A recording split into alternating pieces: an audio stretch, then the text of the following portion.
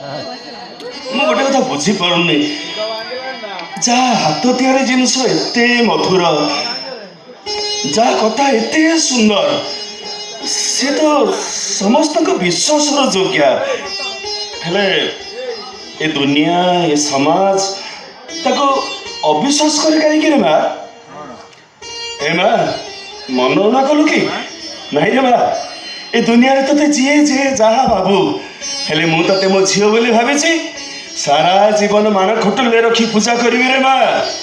ଆଉ ଖୁବ୍ ଶୀଘ୍ର ଭଲ ଘର ଭଲ ବର ଦେଖି ତ ବାହାଘର ସାରିଦେବି। ନେ ରେ ମା ଲାଷ୍ଟ ନେ। ବାବୁ ମୁଣ୍ଡ ବୁଲଉଛି? ନାଇଁ ଠିକ ଅଛନ୍ତି ତ? ହଁ ଠିକ ଅଛି।